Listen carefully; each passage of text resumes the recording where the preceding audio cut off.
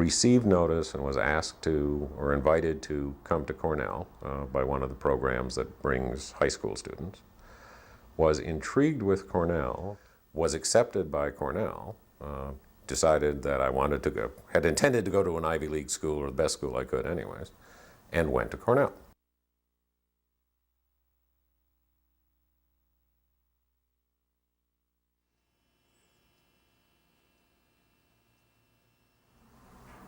During my sophomore year, I failed badly on a large project. Not just flunked a course, but as I understood it, had to leave, could reapply in a year, and I was totally devastated and didn't know what to do at that point.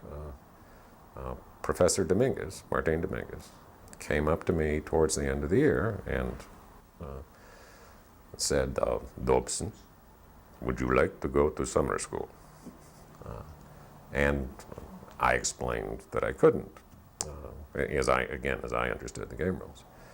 The reply was, occasionally errors may appear in the final records.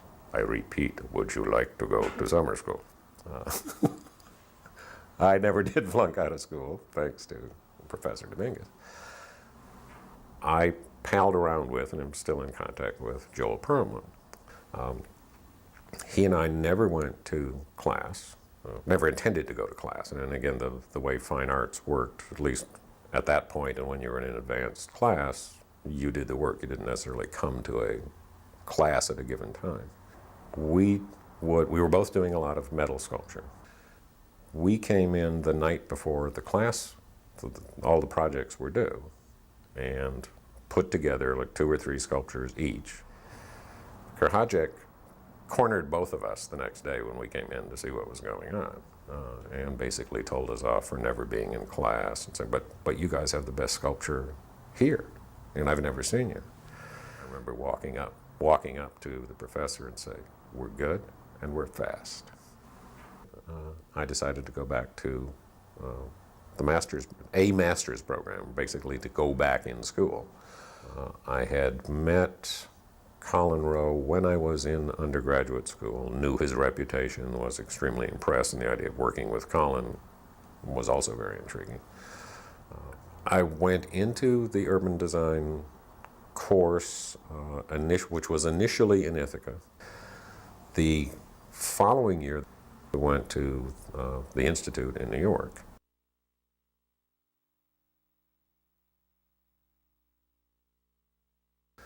So I was in the situation of having become the head designer in a local office even before I went back to graduate school. The most notable project that we did during that time was the Monarch Machine Tool Company. It won the New York State AIA Design Award.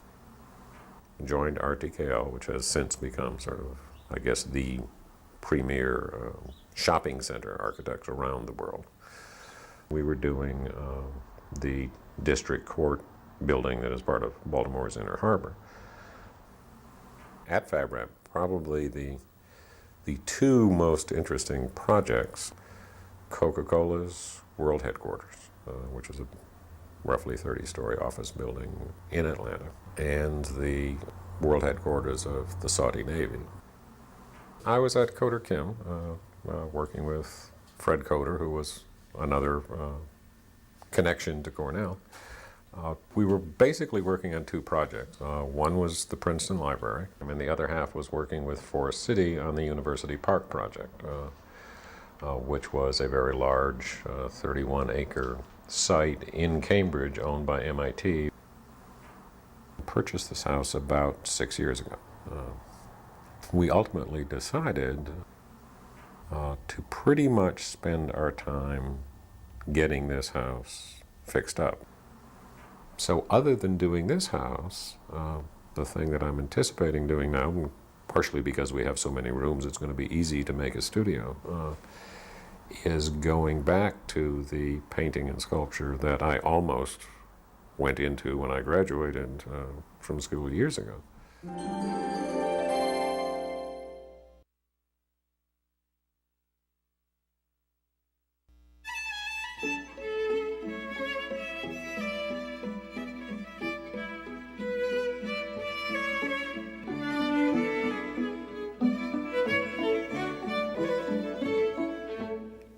from the very beginning, I was looking at architectural schools and trying to figure out what to do about where to go to school.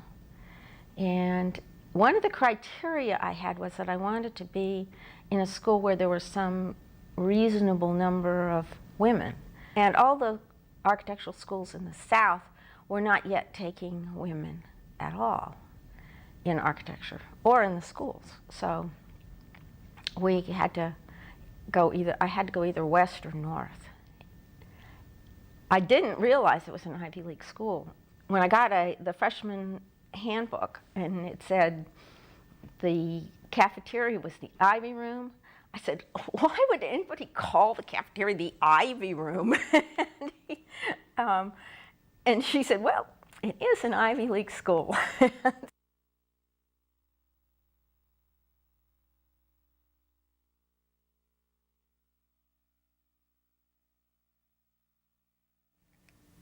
It was a terrible physical and emotional experience.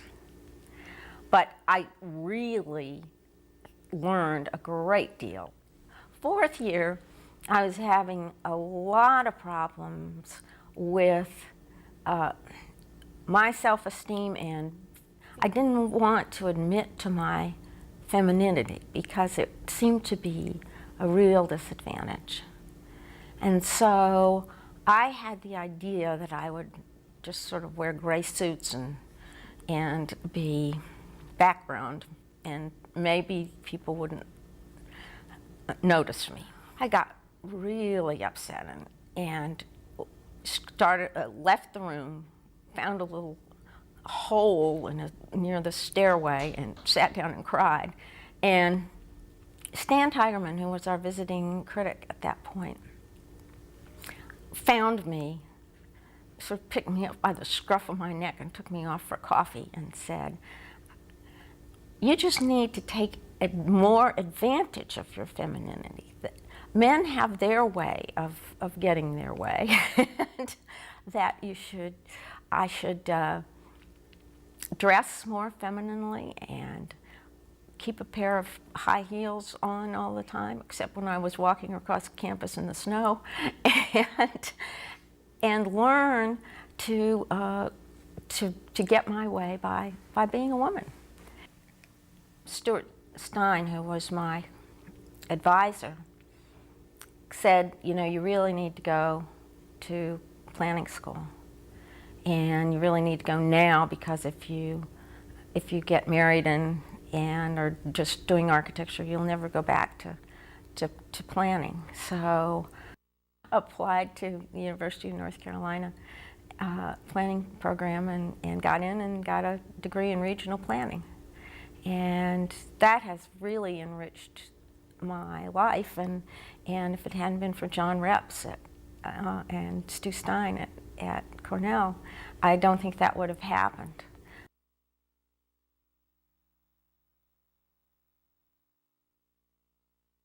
The painting, I started painting at Cornell in Mr. Wells' slide lecture class, and then I quit painting until 25 years later, and I started watercolor.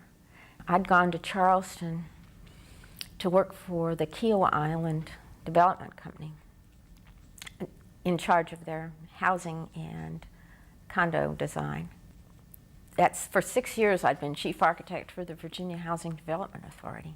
Been on the National AIA Housing Committee. I've had my own firm for 15 years. The real issues in my life are balancing privacy and community. We live in a house with several other people who we're not related to. And we did this on purpose, and we love it. Although I've moved back and forth between planning and architecture all through my career, I've always come back to architecture. It's like it's sort of a magnet that keeps drawing me back.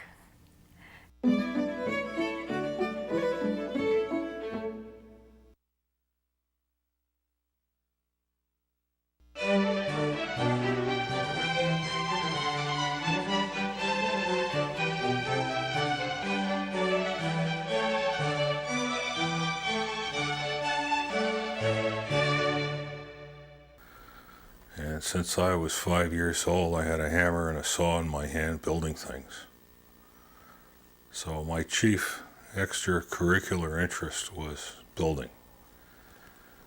And that's what eventually led me to apply to get into Cornell architecture.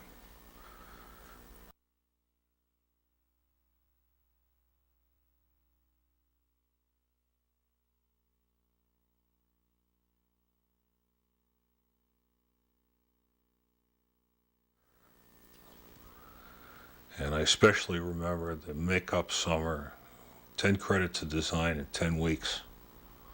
No air conditioning, 95-degree heat, move the T-square, kill 1,000 mosquitoes. It was brutal. The 5th year was the year I was armed with a Nikon. And we took a course from Peter Kahn, Visual Communications. Joel Cantor and I teamed up. He had a car, I had a camera and 3 lenses, and we went out. It was a great relief from the drafting room, I can tell you that. I really enjoyed sculpture class. A designer I'm not, a painter I'm not, a constructor I am, and I've always wanted to build things. I knew halfway through Cornell that I was not going to get an architectural license and practice architecture. City and regional planning was going to be my bag. And apparently it worked. The nonsense that went on the last St. Patrick's Day in my 5th year at Cornell, it was probably the most uproarious of the 5 that I remember there, because people decorated the library tower, scaled the dome at Sibley, built a Jolly Green Giant that peed on everybody, and did a lot of mischief. So that was the one day when the lid blew off. But then we had an Irish dean named Kelly, who lectured over green beer at 7 o'clock in the morning.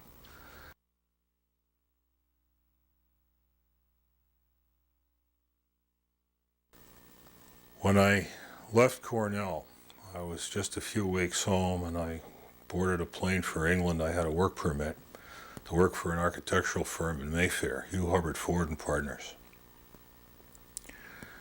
with the intent of getting my master's degree in city and regional planning. They call it town and country planning in England. I left there in the summer of 1968 and entered the service. I did, in fact, become the city and regional planner for Fort Bragg, the largest Army post in the country, within 9 weeks of entering the service. The post offered me the job on the post. The county offered me the director's job, and I left and went home. I soon found myself as the director of planning in the town of Enfield, a post I had for 12 years. So in all, I've been in public practice 14 years, in private practice another 22. The last 4, I've been working full-time as a planner at F.A. Hesketh in East Granby. It's an engineering company. I'm the only planner in the firm. So I've been busy. I also have my own practice as a city planner. I have clients and projects. It seems that I never put my tools away. But I did achieve a goal in my life of building my home at least once, literally, from felling the trees to sawing the lumber to designing the whole thing and actually constructing it. The only thing I didn't do was the sheetrock, the concrete foundation, and the sheet metal ductwork. I built everything else. All the doors, all the trim. All right, I bought the Anderson windows, but other than that, it was pretty much from scratch. So it's been a lonely existence in a lot of ways, but where we've been and what we've done prepares you for that. You stand on your own.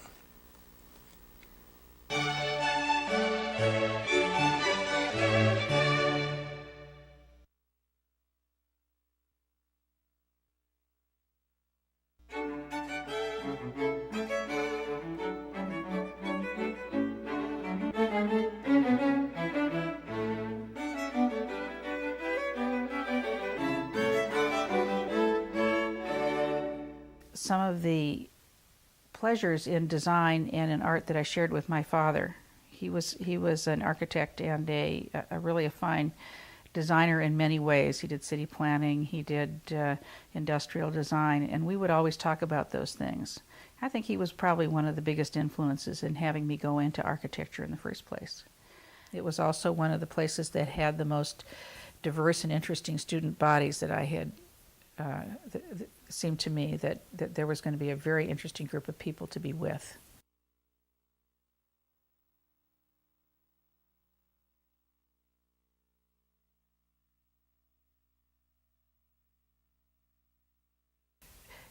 Started out as an architecture major and spent long hours in the drafting room working on wonderful projects and had a great time.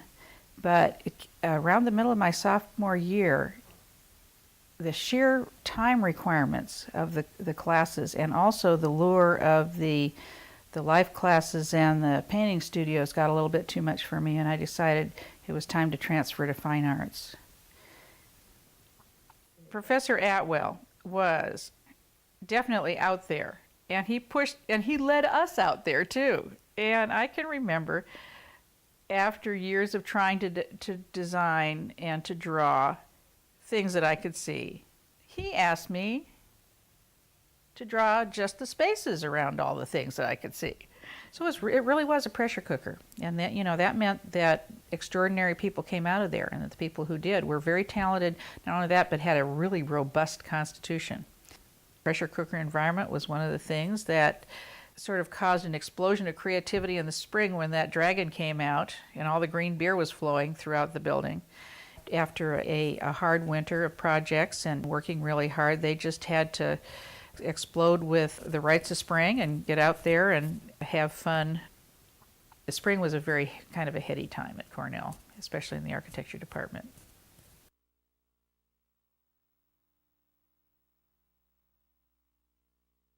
I graduated from Cornell in 1964 as a Bachelor of Fine Arts in Painting, and discovered soon after that it's a very nice degree which qualifies you to enjoy life and to pursue your art, but not particularly to earn a living.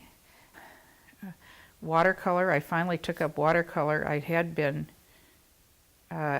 really afraid to do it for a long time. I'd really been felt that my father, who was such an expert watercolorist, I could never live up to what he had done. What I have done for a living most of my adult life has been picture framing, and it really started when we first moved out to Seattle and started exhibiting, and I needed to learn how to frame my own pictures. And so, just through observation and talking with some other framers, I learned the basics of how to do it and brought myself the equipment. And so at this point, instead of actually doing the physical part of the framing, I've done every part of that and I know how to do it.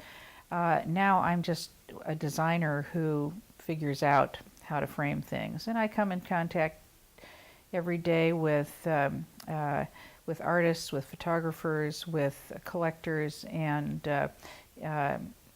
interior designers who need things framed.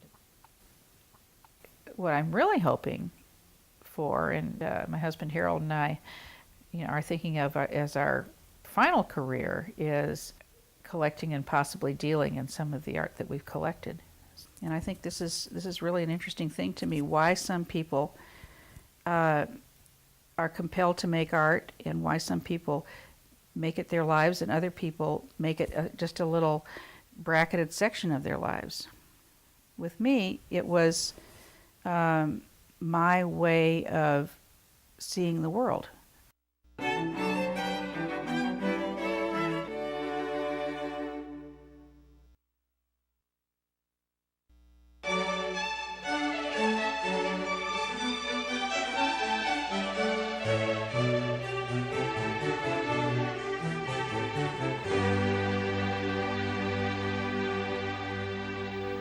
My father took me to Cornell. I will never forget it. Driving up And I was very studious in high school. I had virtually no social life with boys. And I saw all these guys as we drove through the campus, and I said, Dad, I'm coming here.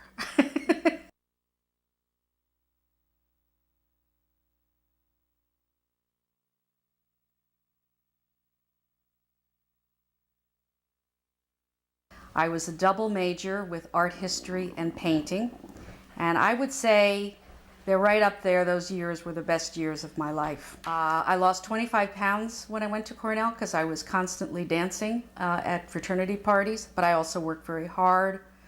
The art teachers shaped me. Joseph Mahoney was the chairman at the time. It's the only C I ever got at Cornell was in sculpture. Therefore, I did not go into sculpture. Ended up teaching three-dimensional design at one point and really struggled with it, so I think he gave me what I deserved. And then Kenneth Evett was my mentor. He was the one that encouraged me and let me go outside and draw while everybody else had to struggle with whatever assignments. He gave me a lot of latitude. And I think that's what really shaped me, were those landscapes that I did. At the gorge, I would sit in the gorge, I'd do drawings in oil pastel, watercolors, and I'm still doing them. You know, I paint with oil and acrylic, I combine them. I did not do that when I was at Cornell, but the teachers I had were very instrumental in allowing me experiment. Especially Norman Daly, I remember. The figure came very easily to me, because representation does. And he let me do all kinds of things with ink and watercolor and just go crazy. Alan Atwell was a great influence on me as an artist, not that much, but as a teacher. I used many of his exercises and painting assignments in my drawing classes and painting classes.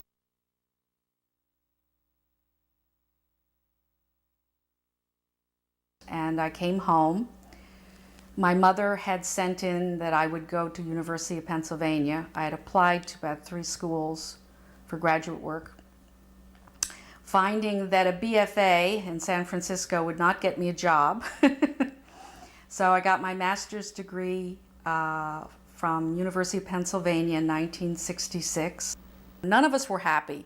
So one day we rented a car and we got into the car, it was the middle of winter, and we drove up to Cornell.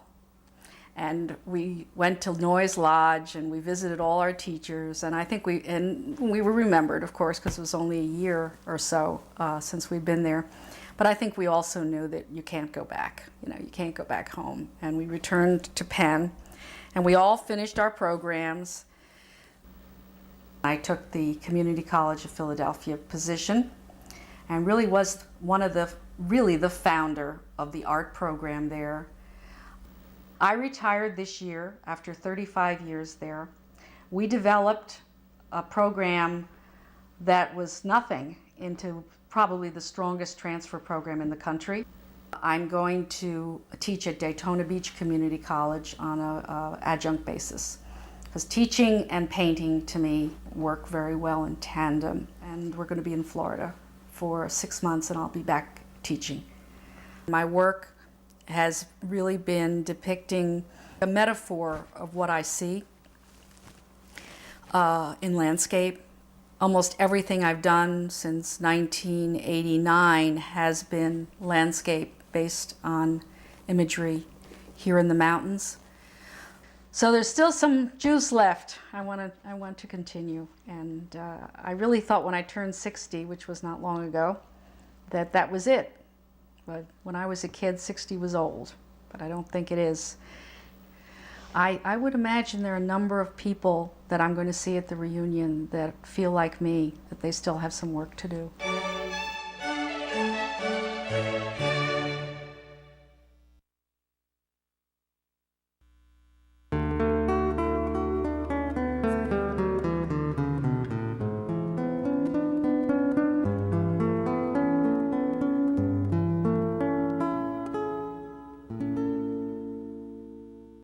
Art was something I was really interested in.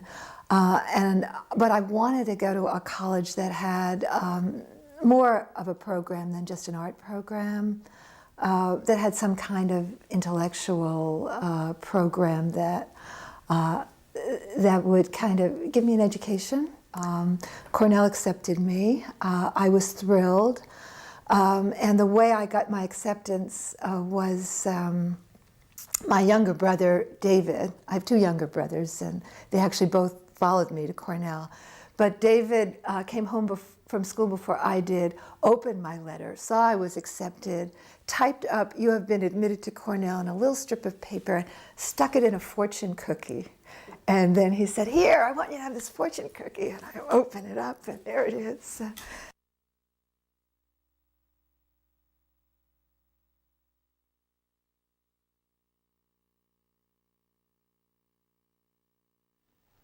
I had J.O. Mahoney as a freshman. J.O. was J.O., and I remember working on some picture that was more of an illustration. And Mr. Mahoney came in, Professor Mahoney, and he looks at it and he says, "Decorative again, Miss Brandt?" And I just felt, blah. The person who had the biggest influence on me, I think, was Alan Solomon, who was actually a history of art teacher, contemporary art, modern art. When we were seniors, our class went to New York City. Alan Solomon took us under his wing. Alan Solomon at that time got a job as director of the Jewish Museum.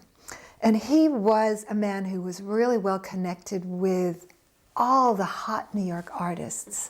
And we got to visit their studios. The most important thing for me when I was a senior is in '63, this annual New England painting competition. I entered with a group of people. Now the paintings that I had done, I did in '63 in New York, and it was the pop art era, and these were my pop art paintings. And they won first prize in this competition, and a check for $500.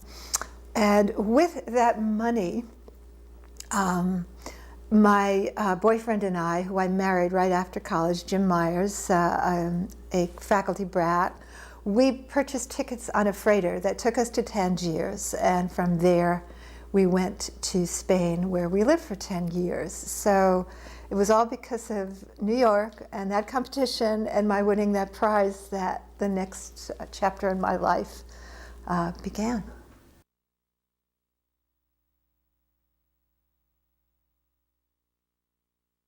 And then we ended up settling in a little fishing village.